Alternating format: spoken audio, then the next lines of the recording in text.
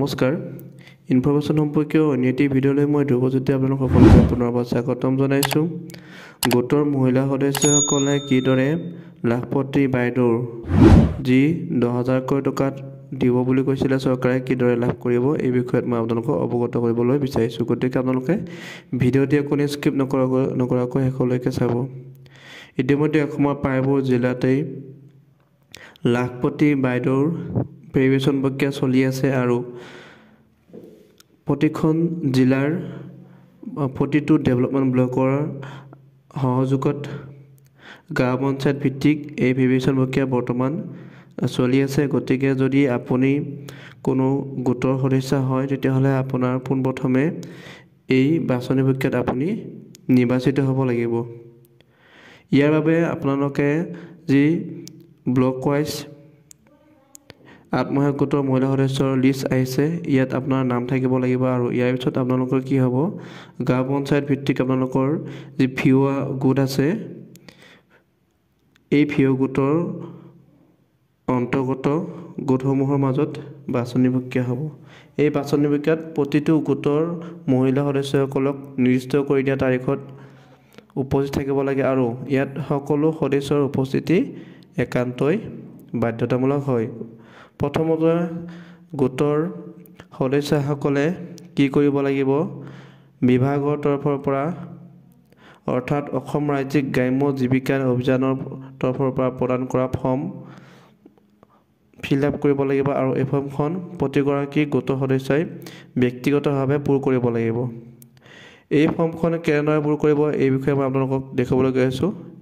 এইখন দেখিছেনে, এই ফৰ্মখনত ওপৰত দেখিছেনে, মই অসমীয়াত কৰিছোঁ অসম ৰাজ্যিক গ্ৰাম্য জীৱিকা অভিযান, তলতে আছে মুখ্যমন্ত্ৰী মহিলা উদ্যমিতা অভিযান। ইয়াত দেখিছে তলত সোঁফালে আছে সদস্য ID আৰু বাওঁফালে আছে SHG নেম। SHG নেম মানে আপোনাৰ আত্মসহায়ক গোটৰ নামটো আপুনি ইয়াত লিখিব লাগিব আৰু সদস্য ID আপোনাৰ যি হয় আপুনি ইয়াত লিখি দিব। ইয়াত তলতে দেখিছে I have declared that I have, ইয়াত আছে ডট দিছে ডেছ, ইয়াত আপোনাৰ যদি সন্তান আছে কিমানজন সন্তান আছে আপুনি ইয়াত উল্লেখ কৰিব লাগিব। ইয়াৰ পিছত দেখিছে নাম of children out of which dash known in girls child of 13 to 14 years of age and see they have been admitted not admitted in school।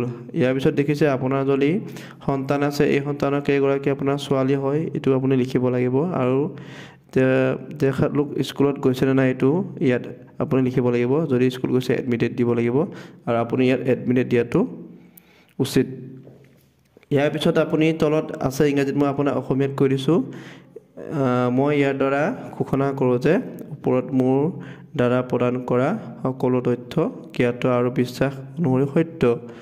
ওপৰৰ কোনো কথা বা তথ্য ভুল হ'লে চৰকাৰৰ পৰা পোৱা পুঁজি ঘূৰাই দিয়াৰ বাবে মই দায়বদ্ধ।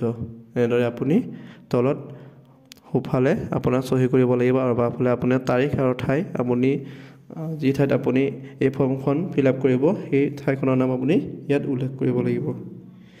ইয়াৰ পিছত কি কৰিব লাগিব, এই ফৰ্মখন আপুনি এইদৰে লিখি জমা দিব লাগিব। লগতে বিভাগৰ তৰফৰ পৰা এগৰাকী মানুহ থাকিব, মানুহজনৰ সৈতে আপুনি প্ৰতিগৰাকী সদস্যই তেখেতৰ লগত একপি চেলফি ফটো উঠিব লাগিব আৰু এই প্ৰক্ৰিয়াটো 28 ডিচেম্বৰলৈকে চলি থাকিব। ইয়াৰ পিছত কি হ'ব, যিসকল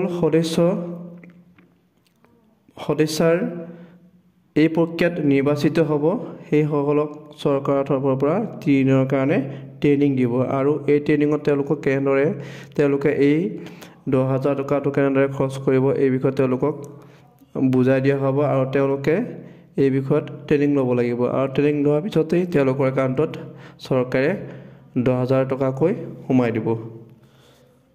ভিডিঅ'টি শেষলৈ চোৱাৰ কাৰণে সকলোকে পুনৰবাৰ ধন্যবাদ জনাইছোঁ।